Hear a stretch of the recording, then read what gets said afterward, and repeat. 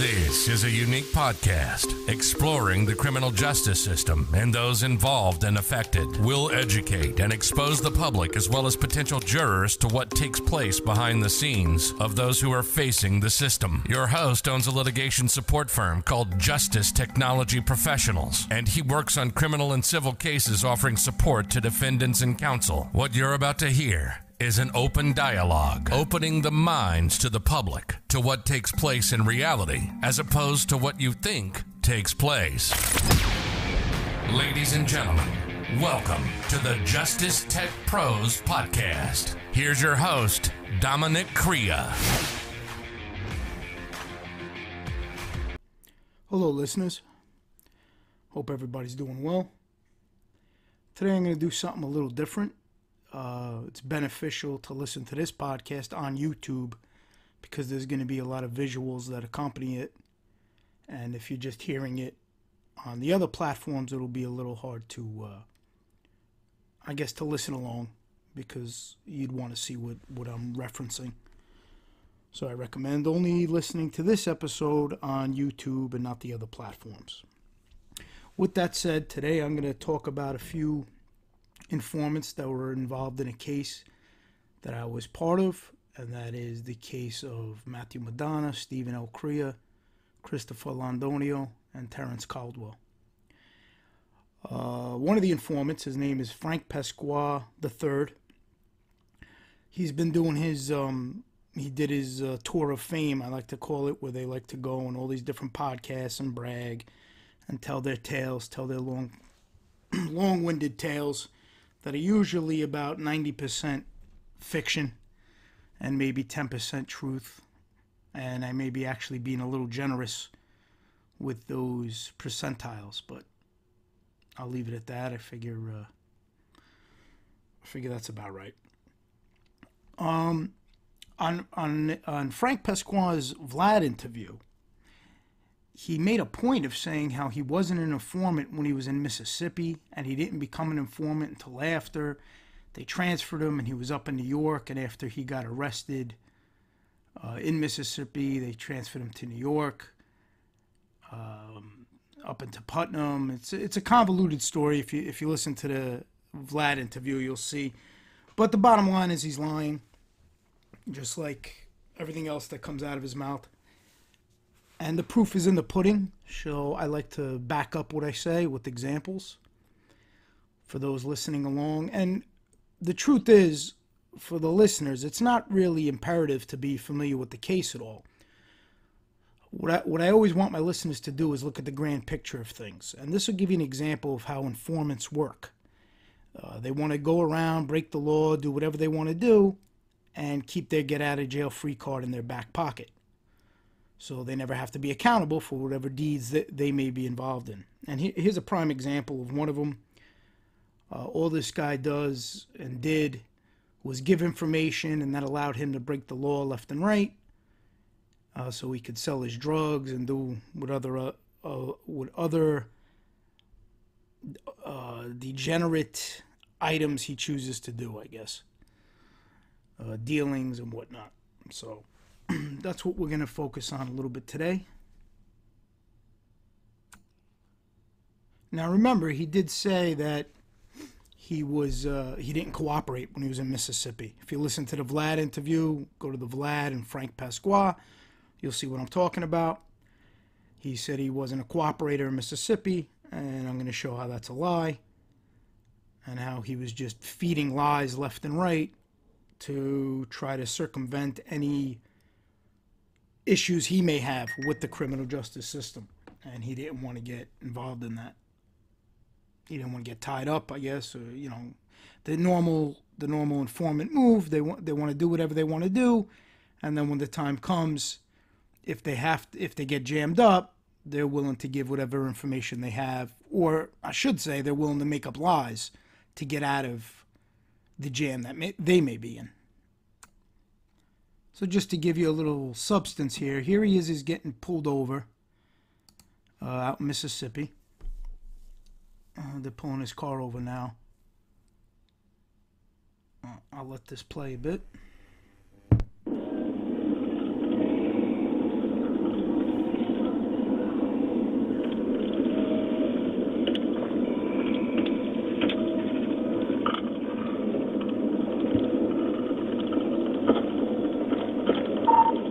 Looks like it's going to be occupied 2 times.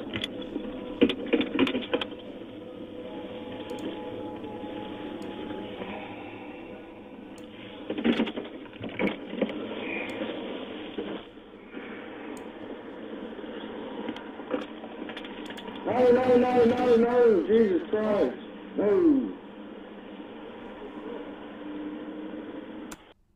That was pretty funny. The guy brought out the machine gun. The cop wasn't crazy about that. I guess he startled him a bit. So here he is. He's getting pulled over. Now we're going to go to a certain mark on the video. I just wanted to point this mark out because this is where he just comes, not that he comes clean, but the cop gets it out of him that he's still using, he's still doing heroin, things like that. Now what he tries to tell the officer is that the needle that the officer finds on him is for GH. Now the officer's not stupid because there was a spoon with it as well, so he wants to know if he's doing GH, why does he have a spoon? He never seen anybody need a spoon for GH, obviously heroin, so I'll let you listen to that a little bit.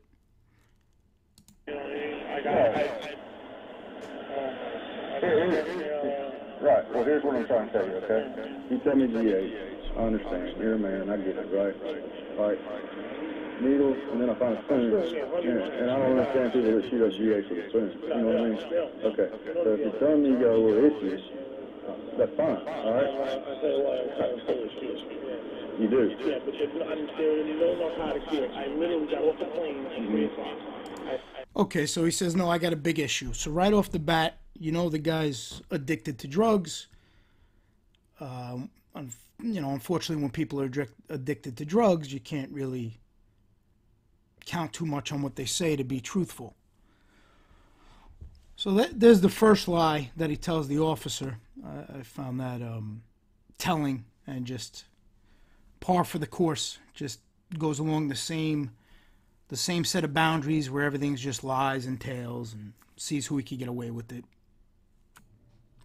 Now here we are, just a little something to highlight the character of this individual that the government apparently trusted his word and trusted what he says and felt he was a credible witness. And here's a little bit of his character where he talks about how he's cheating on his girl with another girl who he calls her a junkie. So I'm just going to let that play. Not really too relevant, but something that just highlights character.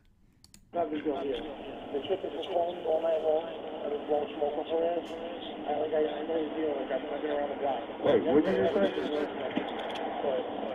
What, that chick didn't call me? No, the girl was calling me. Uh-huh. I just turned around and I had to go back to another girl. Mm-hmm. And the girl was junkie. And I already know that she's throwing me under the bus. She's trying to get herself out of some shit she got into. This girl's consistently involved in bullshit. She told me like 2 weeks ago that she got out of some trouble by feeding people to the cops. And I don't know what the deal is. It's funny that I was talking to her all day while I was in New York. And now there's some kind of Scottsdale, so I call it time to phone. And I'm totally blocking to go through there. You're not going to find anything. That girl's a piece of shit. She's going to be focused on her. All day long she's been texting me. I was texting with her and talking to her a lot of half hours. But I could go to the gas station and I go to hear it. She insists me on to go to the hotel room. You know the deal. Party with these chicks. And I really want my girl to find out about it. But I'm telling you, go ahead and obviously. Well, I mean, I got you. I mean, that's fair.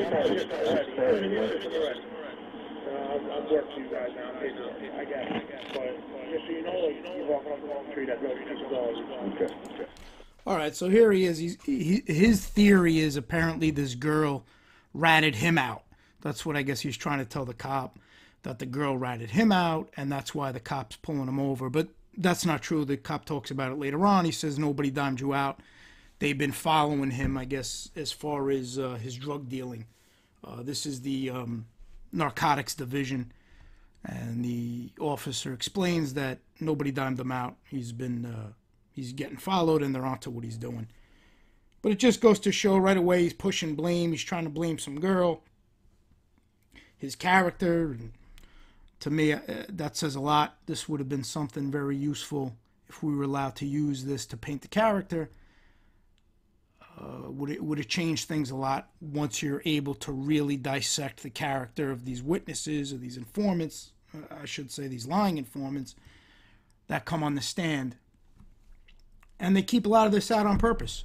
This now, just to be clear, and I'm going to pull it up, this is not part of the protective order. The information I'm sharing now was obtained by the defense team. This just shows how you could get this type of information. You put a letter together and you send it. It's public record, so you put a letter together, you send it to the appropriate department, and you ask for the information. And they got to turn it over. It's public information.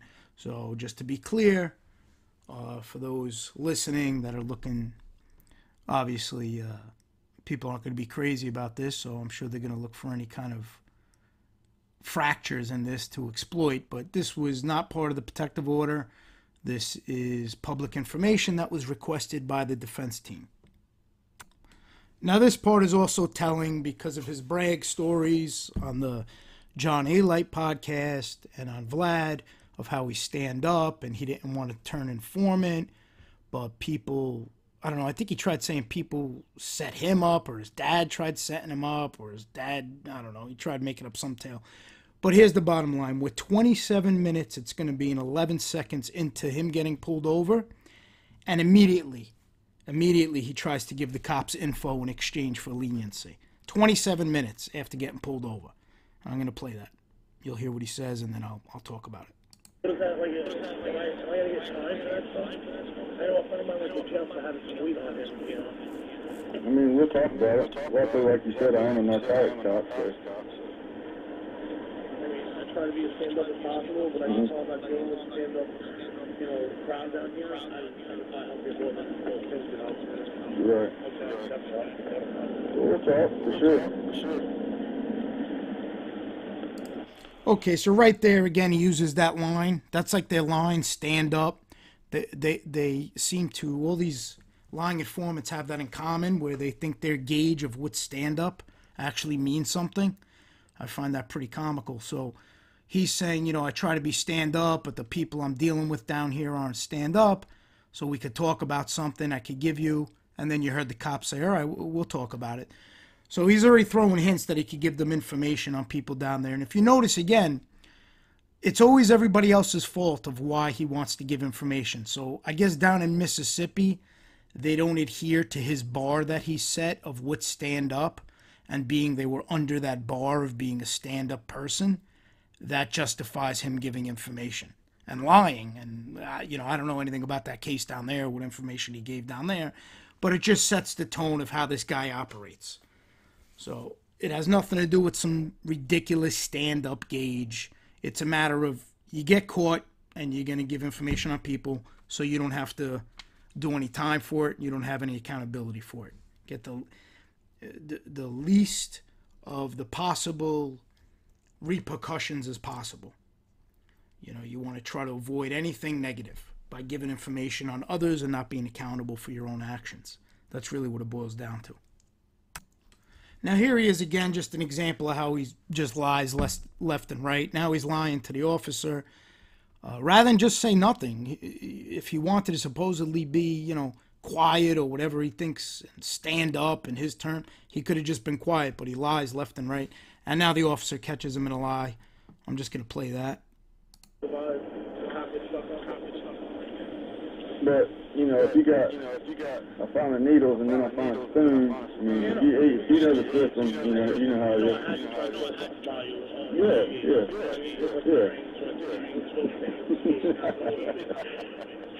And then I found it for boxing, you know, so I kind of feel like we're just going downhill, you know what I mean? Honestly, scaring my wallet. I didn't use the drugs. Yeah. Yeah, that's Schedule 3, my man.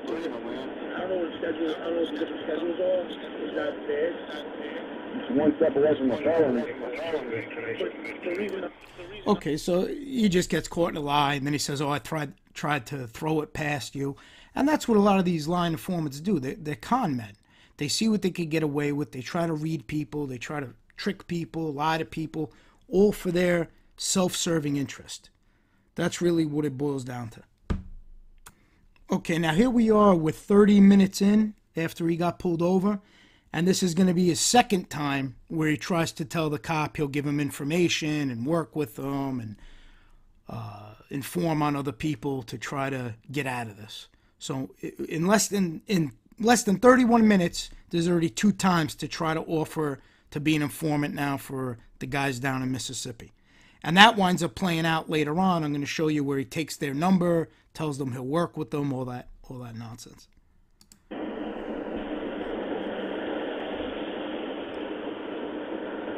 I don't get stuck spending the night, that's it. I can give you something like We'll get there, my man. We'll get there. I'm not proud of myself for saying it.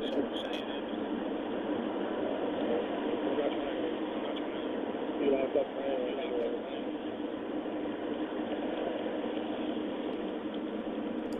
So basically, he just said, listen, if I could get out of what's going on here, I'll give you something that could help you out. And he goes, then he goes on, I'm paraphrasing, but he goes on to say, like, he's sick of, paying for other people's crimes. Meanwhile, this guy, he gets pulled over, there's guns, there's ammunition, there's heroin, there's Suboxone.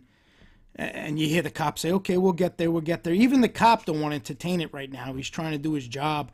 And you got this guy just begging to give information on somebody, begging to work with them to get out of his predicament.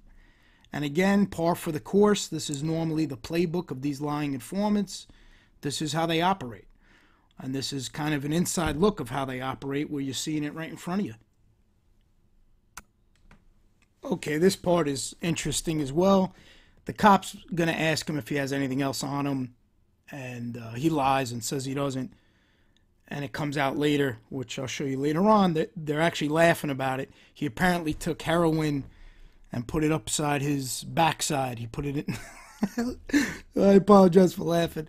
He put it in his backside, in his keister to hide it. So, and you hear the cops laughing about that. I'll play this part. Well, right now you're not under arrest. So what I'm telling you is that if you got anything else on your person right now, in you, in your stomach, I don't care where it is. I need to know about it right now before it does get worse for you. I don't have any else. You know, if you walk into that facility up there, that's a felony, right? It doesn't matter if it's another needle on you, it's a felony. All right. So you don't care to talk about what happened down there?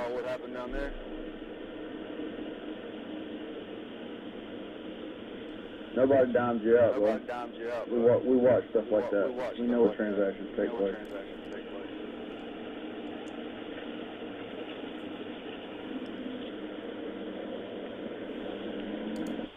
Yeah, so there's what I was saying earlier. The cop told him nobody told on him. The officers just know what was going on in that place. That's what he was asking. Do you want to talk about what went on down there? I guess they were dealing drugs at some establishment or something. And he assumed somebody ratted him out, which is pretty ironic. But anyway, he assumed somebody told on him. So the cop just made it clear, no, that's not the case. Nobody told on you. We've been watching. Now, again, the purpose of this is to show the lies. And that's the problem here, where these guys are being hailed as reputable informants who are important and know information. And the truth is, it's just all lies. They don't know people. They're not involved with people. You'll see it later on. He even claims he was I think he says he's a made member in an organized crime. That's news to the defense team. That wasn't presented anywhere. So it's just all about the posturing and trying to impress people and bragging. And you can actually hear one of the cops later on get aggravated with him where he says he thinks like who he is. It's pretty amusing, so we'll get to that.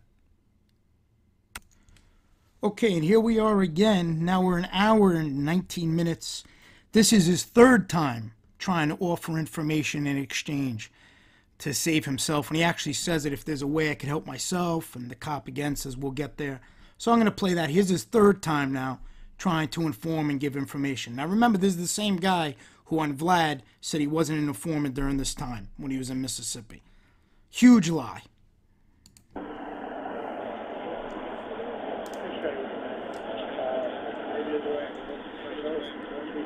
Yeah, absolutely. We'll get there. We'll get there.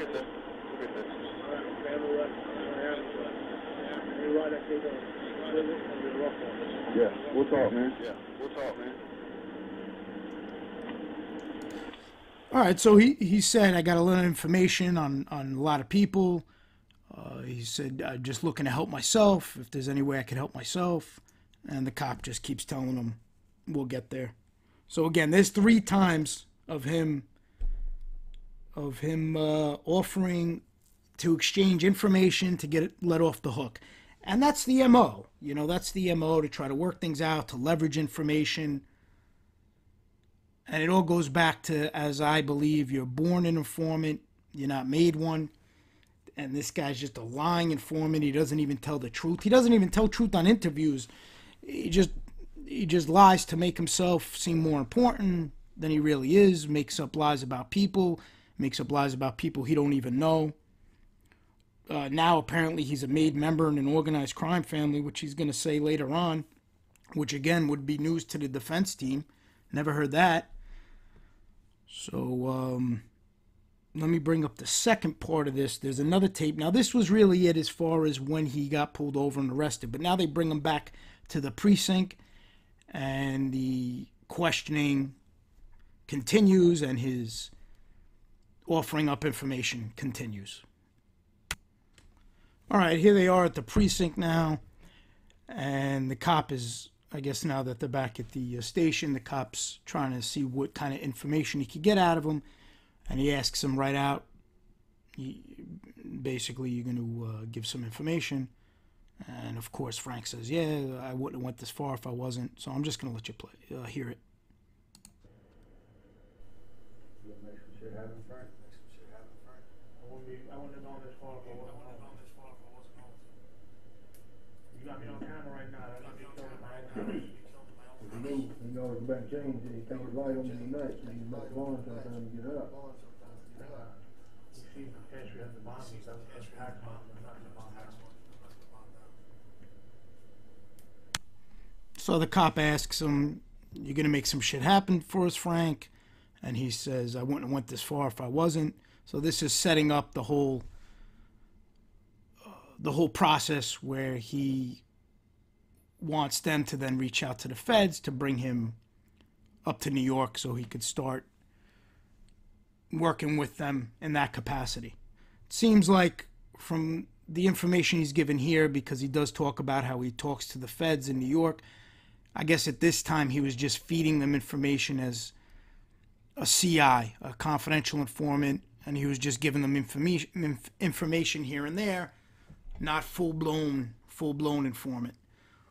And I guess this experience is what had that transition take place from a confidential informant to a full-blown informant just working for them full-time, I guess.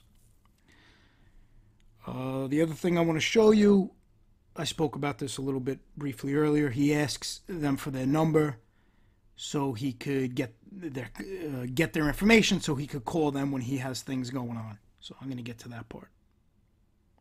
And here they are exchanging information. So anything you got in your pocket, loose change. I'll get my number on there.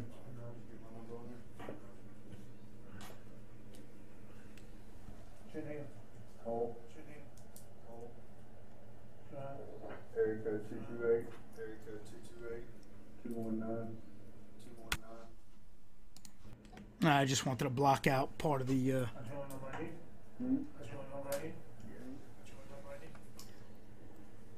I just wanted to block out part of the officer's number.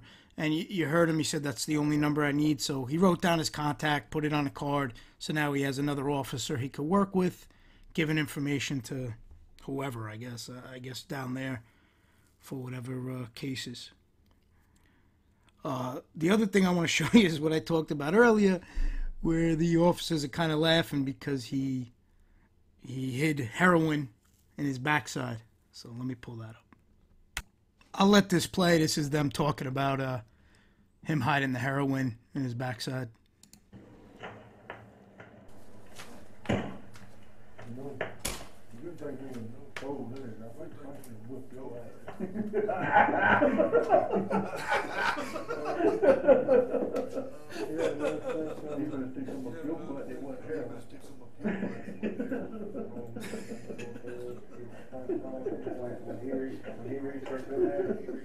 When he reached up in the line and reached up in there, he goes, "Whoa, hey, really?"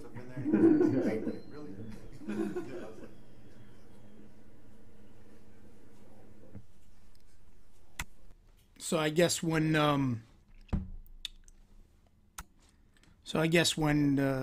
the officer was searching him, Frank got a little startled by the officer reaching where he had to reach to get the drugs, and he said, "Hey, what are you doing?" So they were laughing at that. But again, just goes to show the character, just goes to show what these guys are all about. Now, the other item I'm going to talk about, what they did was after they got him back to the precinct, then they brought in, I guess, the higher up to talk to him, and that wasn't recorded. That's audio only. So I'm going to play some sections of that and talk about that a little bit. Now, remember, this is all the same night of when he got arrested. This all took place the exact same night. So to go back to it, keep harping on it, lying again to Vlad, lying again about his story, everything's just a lie. That's the bottom line. It's all just a lie. Everything that comes out of this mouth, this guy's mouth, is nothing but a blatant lie, and it's proven time and time again. Now here he tells the cop he don't want to talk on camera. And this part's pretty interesting because the cop gets annoyed with him. The cop tells him that this Frank thinks who he is. He's got like this attitude, and that's not going to happen. So I'm just going to let you hear it, and I'll talk about it a little bit.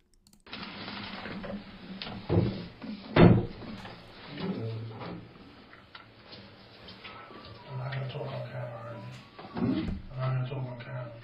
What now? I'm not going to talk on camera. You're not going to talk on camera? No, not yet. I mean, the other gentleman seems to know who I am. I don't know. Do you know who I am? I'm not going to talk on camera. I mean, there's plenty of you here, but it's not going to be this one. So right now you're listening to invoke your Miranda rights? No, I'm not wishing to go on my rights. I don't want this camera to get played for some dirty fed who's going to show it to one of the guys who works for the crew I'm in. You understand? Mm-hmm. Gotcha.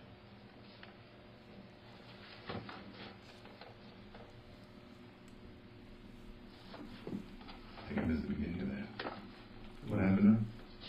You don't want to talk on I'm camera? going to talk to you guys. I'd rather not do it on sit down in the room and discuss it. I can still be done. All you have to do is get him to sign this and agree. All right. Explain to me what it is. All right, listen. Let's do this. Yeah, listen what you gotta say. This is your Miranda warning, all right? You go here by me.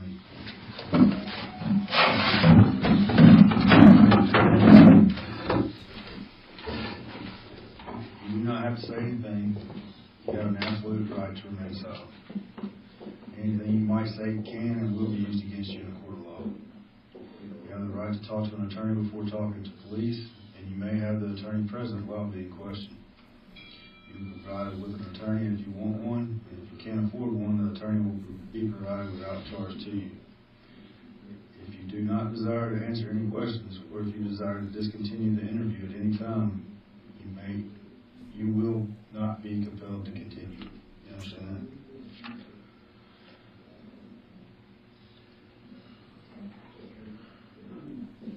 All right. And Frank Pasqua. Password. Pasqua. Spell your last name for me, Frank. P-A-S-Q-U-A. All right. This says, I, Frank Pasqua, have read or have read to me the above statement. I have been informed of my constitutional rights and fully understand my rights. That's all. All right. You have a middle name, Frank? Anthony. All right. This says, I, Frank Pasqua, I've been informed of my rights to remain silent and the right to have an attorney present during any question. I've been informed that in the event I cannot afford an attorney Answers are, one will be appointed for me. I understand that in the event I choose to answer questions or make statements that I cannot. Huh? I'm incriminating myself. No, that you can stop at any time. Yeah, I got you. I'll sign off on this thing. I gotta read it to you. I fully understand my rights. I wish to waive those rights and agree to answer questions or make a statement. I did it voluntarily. There has been no threat. Now he's just reading him, the rights and just letting him know basically he could stop the interview at any time. But what I want to get to the part where the cop gets a little aggravated with him. I found that amusing. Now he also talks about how he wants to use the girl that he was pulled over with as a bargaining chip. He wants her to get out and he'll give them information. He's basically trying to act as if he's dictating how this is going, and the cop lets him know that's not the case. So I'm going to let this part play out. There's a few things in there that are interesting. I believe the listeners would want to hear. And again, this all goes back to, you got to understand the main theme here. This is one of the informants on a case I was involved in. There's a few. I'll show another one and one of the items from another one. There was a few on that case, and I could little by little pull apart all of their lies. Now, I'm limited because a lot of the information I can't share due to the fact that it is under protective order. If I was allowed to, it would probably take 1 or 2 episodes to completely discredit all of these informants. So I'm limited in what I could work with. I'm showing information that we obtained on our investigative side that wasn't part of the protective order, and that's why I'm kind of limited. But this gives you a good insight as to the lies this guy tells. He's not what he made himself out to be. He's just a drug addict. He's selling drugs. He's a drug dealer. He's making moves in Mississippi with other drug dealers. He got jammed up. His claim to fame is he knows people and this and that, but he don't know anybody. He never knew anybody. He talks about his dad. He talks about different families, and you're going to hear that now. I'm going to let it play.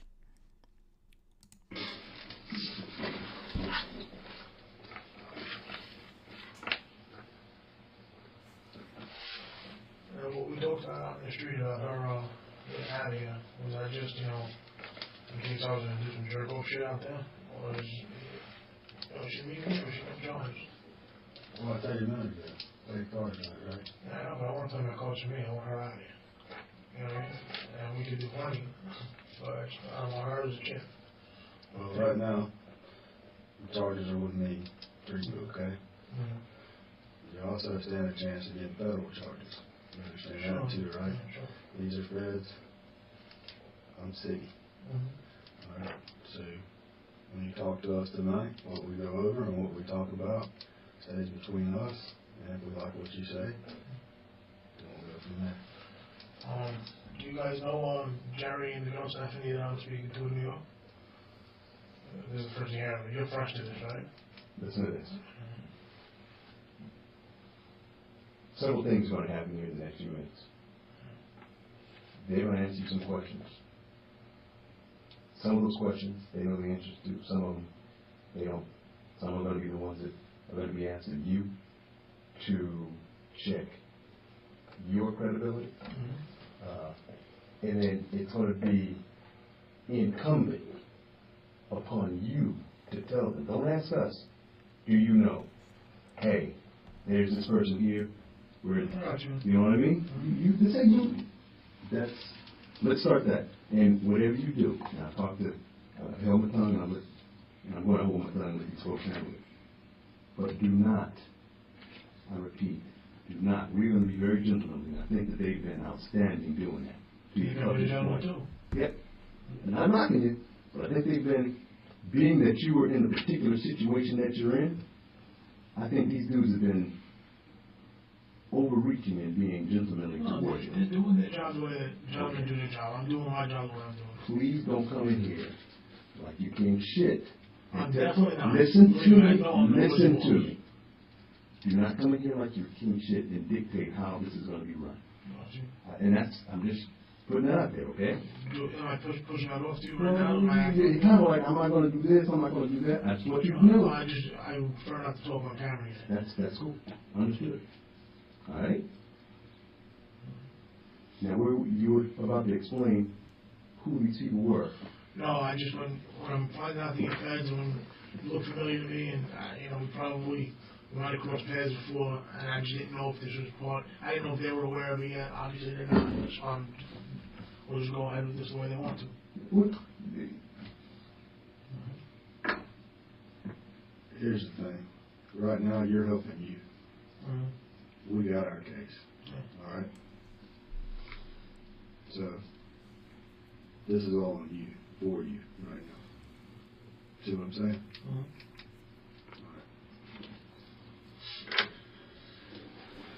Kill that? No. We don't let it run.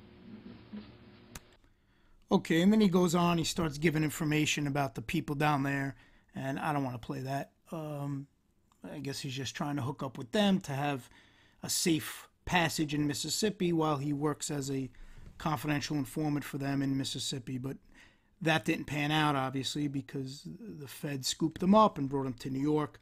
They had bigger fish to fry. So now I'm going to let it play, and you'll hear him talk about how he talks to an FBI agent in New York, but they don't record anything, and that's how a CI works. They just give them information, keep them up to speed with things. So again, all a lie about him saying the reason why he ratted had something to do with his dad. Basically, listen to whatever podcast he's been on, and all the reasons he gives for lying is a complete lie. For informing, which is the same as lying because he's telling lies. But all the information, the reason why he became an informant, it's all a lie. He's been working with them for a while now. He's going to talk about that, how he has a Fed's number and he talks to the federal agent. So I'm going to let that play. The information not provided to us would be absolutely ignorant going forward. To be out there showing it to everyone. I understand that you're from New York and you probably deal with or have seen things in your day, dealt with crooked folks or whatever. I was very careful never to record anything because this is where it was on, behind closed doors. You're talking FBI, right? You're talking FBI. We're in the same church, but we're on a different pew. I get you. And that's why when I was dealing with these guys in New York, they specifically came to me because I made a comment to someone I was working with that Pinch was coming in November, last November. And that caught their attention. They said, well, how come you know that Pinch is coming in? Because there was a Pinch coming in that November. And they pinched majority of our crew that November. That trickled down to me from somebody who heard from a Fed. So that's why I'm careful with the recordings and with... But it was FBI where that meat came from. Tracking? Okay. You understand? We're feds, but we're not FBI. Let me put it to you. All right. That makes it a little bit better. Okay? So we can do certain things. I'll show you. I'm not bullshit you. Yes. Okay? Now, you're in the same church, you're in different churches. Does that put you at ease a little bit? All right. We'll just start over. How long ago did you move from New York to Mississippi? May of last year. May of 2014? Yeah.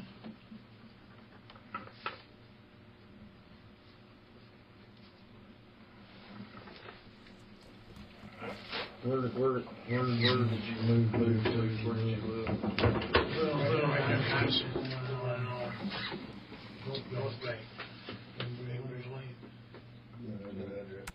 Now, what I find amusing about this next segment, the officer's pretty intelligent. It doesn't make sense to him. He's acting like, Frank Pasqua's acting like this big shot in New York, and the officer's basically saying it doesn't add up. Why are you down here? Did you get chased?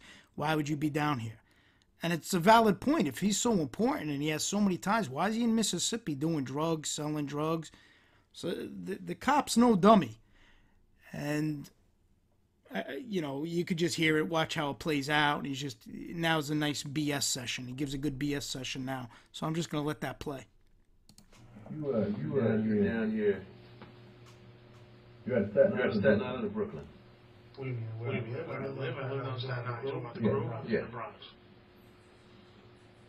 You were down here in Mississippi from the Bronx. You didn't get. They didn't push you out of the Bronx. I got chased out of Kilburn.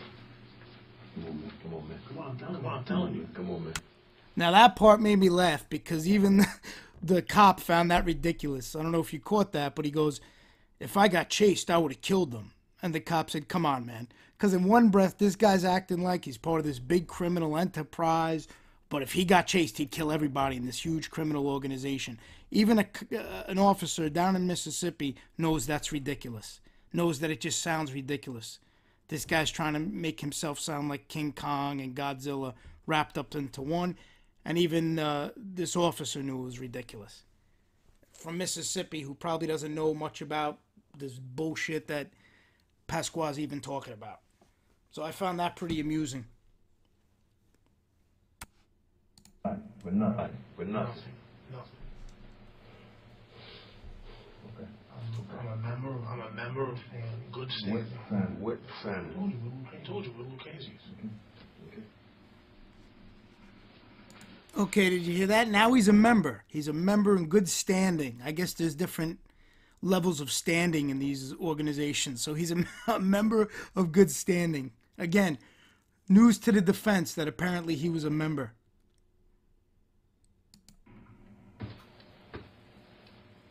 Who can vouch for you? Who can vouch for you right now? Who can vouch for you? You really have no idea. You really have no idea. You guys never heard me before. My father. I know who the Casey family. Captain Stevie Crea. Who's vouch for me? There he goes with the name dropping. And what's funny is he's telling these cops, "You really don't know who I am? Look at the ego." He expects cops in Mississippi to know about a drug addict. Why would they know who you are, buddy? You're a drug addict in Mississippi from New York. Why would they know who you are? Because you're nobody. That's why they have no idea what you're talking about. And the officer's like, "No, I heard of this family in New York. I never heard of you." And there he goes. He has to start dropping names. Has to drop the big names. I vouch for other people. People don't have to vouch for me. Okay, that was a classic line right there. He's so important. He vouches for other people. They don't have to vouch for him. It gets funnier and funnier. The more you listen to this, it gets funnier and funnier. And the truth is, it would be funny if 4 innocent people weren't in jail because of this line, you know what. Now remember, this was the guy who was responsible for the grand jury indictment in the first place.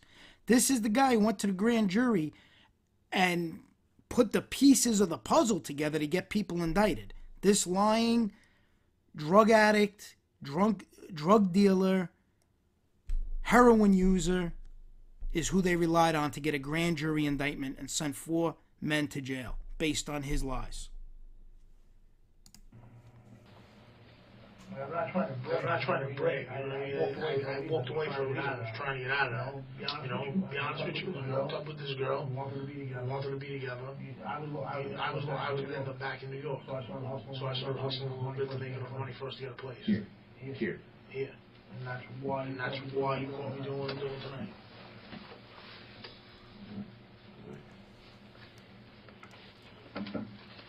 So nobody in Madison. You hit Jackson. You used to live here, but you don't live here anymore. Now you live where? I live in Hattiesburg. You live in Hattiesburg. She lives in London. Down to Hattiesburg to be closer to her. Now he just goes into his nonsense and he starts giving them information on the people in Mississippi. So I'm not really going to get into that. That's not my business, and that's neither here nor there. My focus is just to show all the lies this guy's telling on podcasts, lied to the grand jury, lied to his handlers, lied to the FBI agents. This guy lies to everybody. Lying to the officers that are interviewing him now, just nonstop lying. Now, the other thing I wanted to show was after the feds moved him and brought him up to Putnam, he's continuing to commit crimes while he's working as an informant. So here's an article that was in Westchester paper, and it's basically showing how Frank Pasqua was charged with first degree promoting prison contraband. So he was selling drugs in jail. So now here he is, a federal informant. They moved him from Mississippi. They got rid of the Mississippi charges, or minimized the charges, made that kind of go away. Didn't have to do time for that.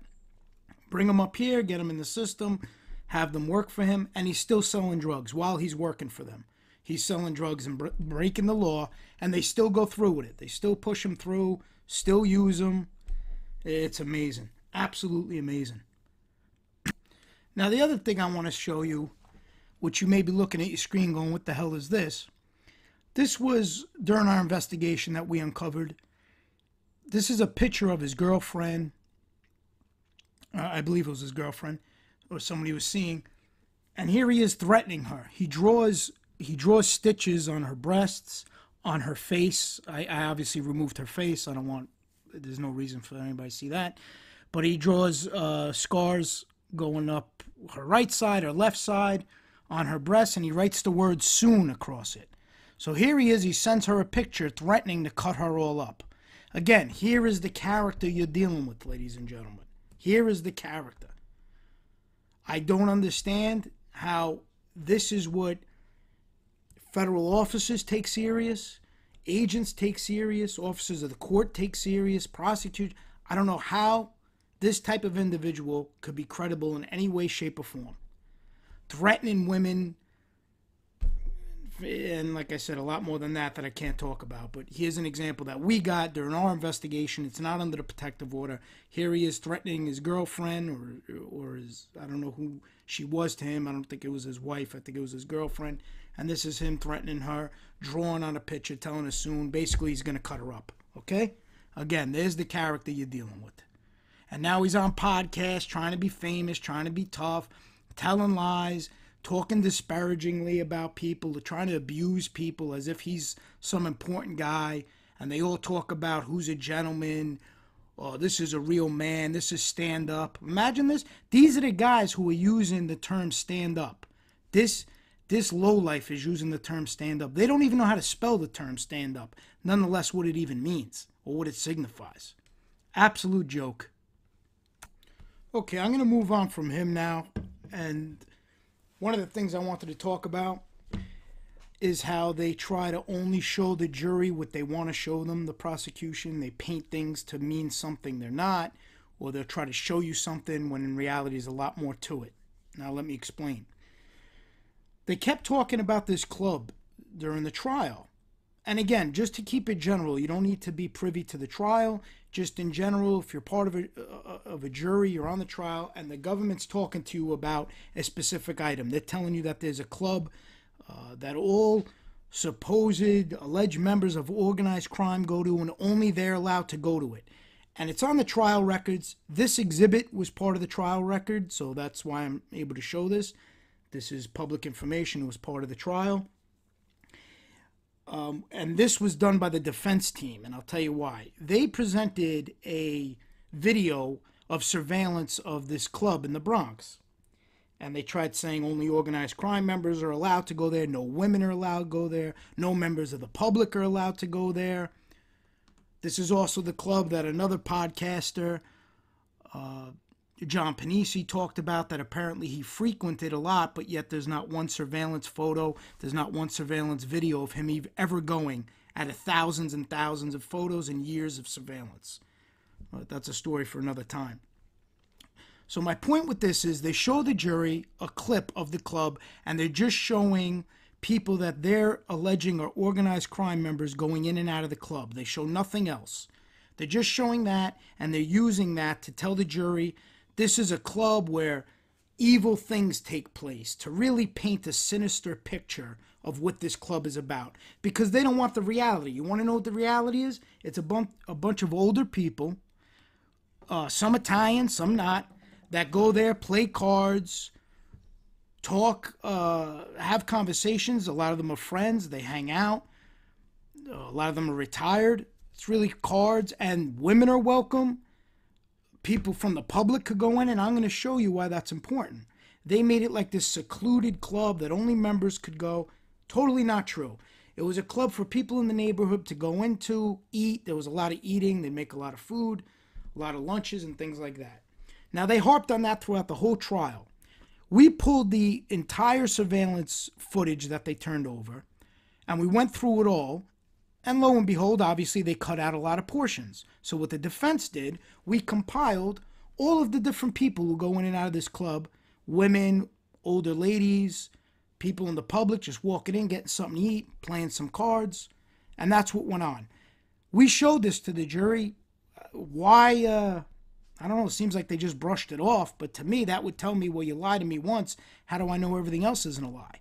The government spent the whole case saying how only members, and not only did the government, the informants who testified said the same thing, that only members of this organized crime could go there and frequent there. Only men could go there. You had to be somebody to go there.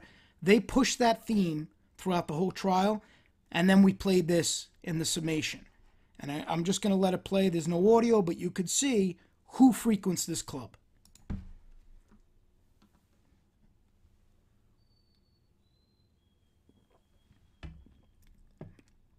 Here you have a lady going in and out. I believe she cooks in there. She works in there and cooks.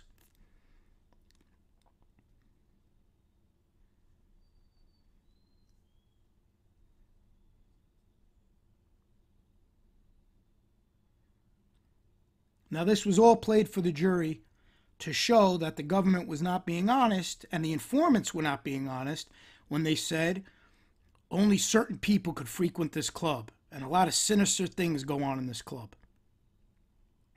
It's a bunch of neighborhood friends, people who grew up with each other, people in the neighborhood who go there for lunch, go there to play cards, watch TV, interact, and socialize.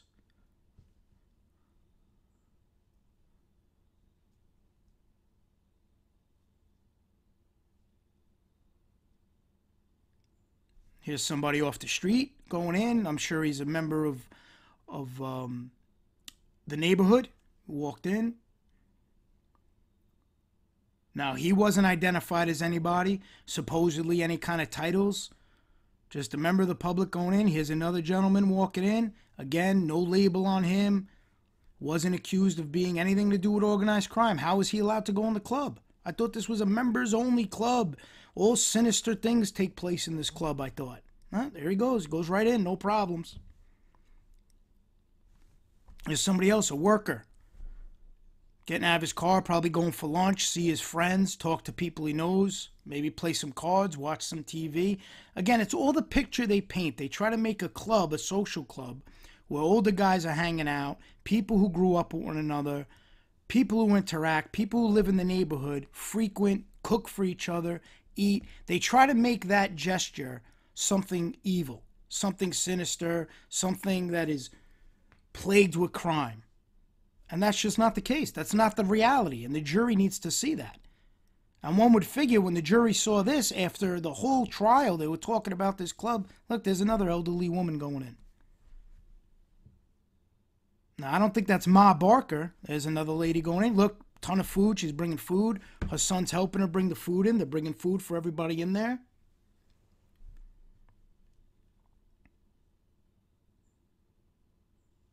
There's another female. They said time and again, if you read the trial transcript, no females were allowed in the club.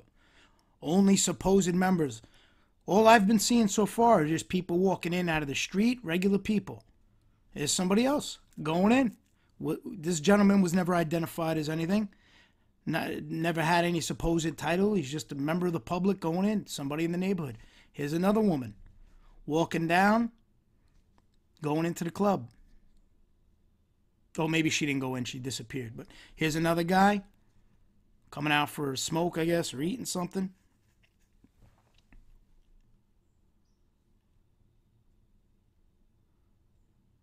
See, a lot of eating goes on there. Anybody who knows Italians, a lot of Italians like to eat.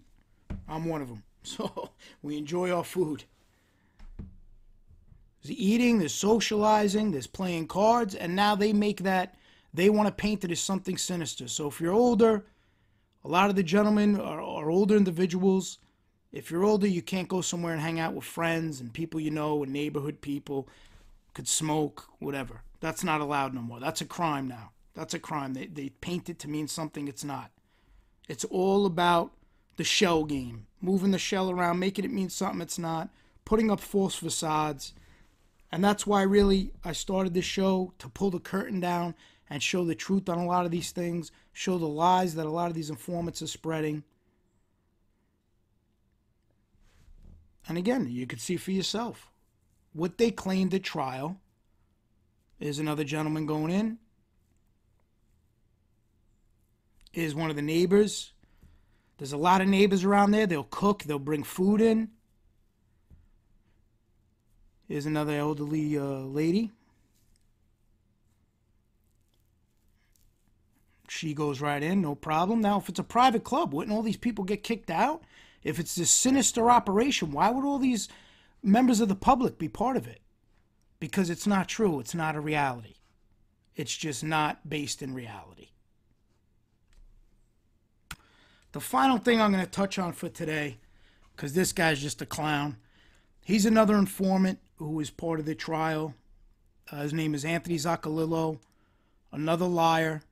Full of lies. The guy wanted to be some kind of reality show star. This is a clip that we had when we were doing our investigation, when he was auditioning for this terrible show, Mama's Boys of the Bronx. Another show really disparaging against Italians. It makes Italians look like a bunch of morons who rely on their mommy to help them. It's ridiculous. But anyway, here's his clip. I just wanted to show it because this guy's another liar who actually got on the stand and said he didn't know the people he was testifying against.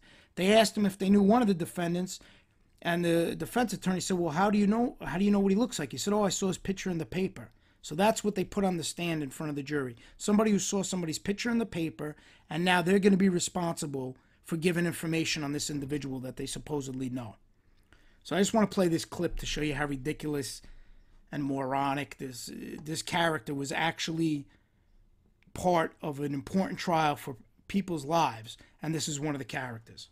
And it's fitting that he's an actor, because that's what he does. He acts.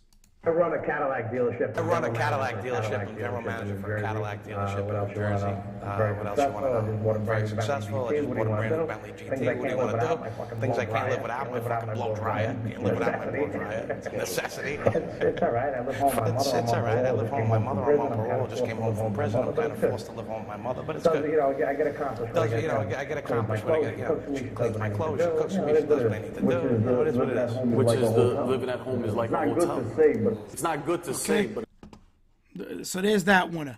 It's bragging about just, I mean, how don't somebody watch this for 2 seconds and know what this guy's all about? Thankfully, the charge that this guy testified to was the defendants were acquitted on. I guess they saw what a liar he was, and the defense did a phenomenal job of ripping him up and pointing out all his lies. But just to go through the vetting process, this guy actually made it to trial. This clown actually made it to trial.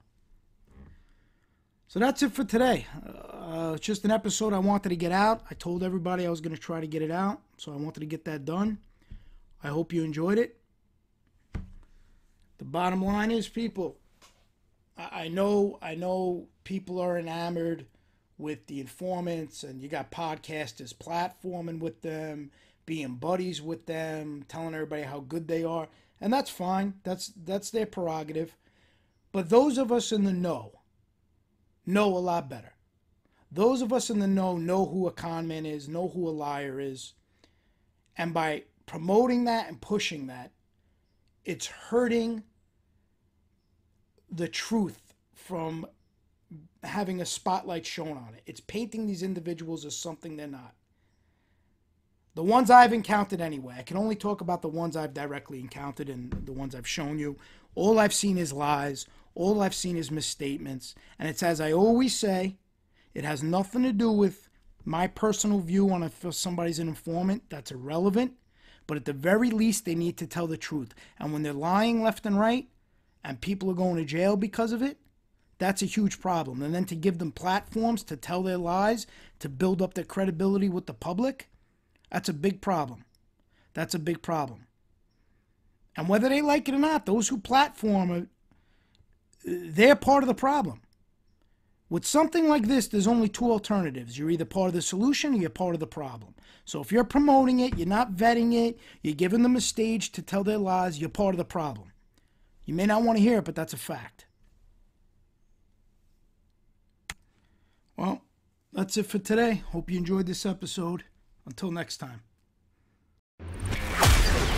You've been listening to the Justice Tech Pros podcast with Dominick Crea, one of the most unique podcasts on the internet, discussing the obstacles the defense team faces when trying a case, what goes on behind the scenes during pretrial and motion phase, holding defense attorneys accountable, making sure they're fighting for their clients, the difference between textbook law and how things truly play out in a courtroom, and everything in between. We hope you've gotten some useful and practical information from this show, and we'll be back soon. Until then, find us on Twitter, Facebook, and Instagram at Justice Tech Pros. To email the show with questions and comments, it's podcast@justicetechpros.com. Till next time, this is Justice Tech Pros Podcast and Dominick Crea signing off.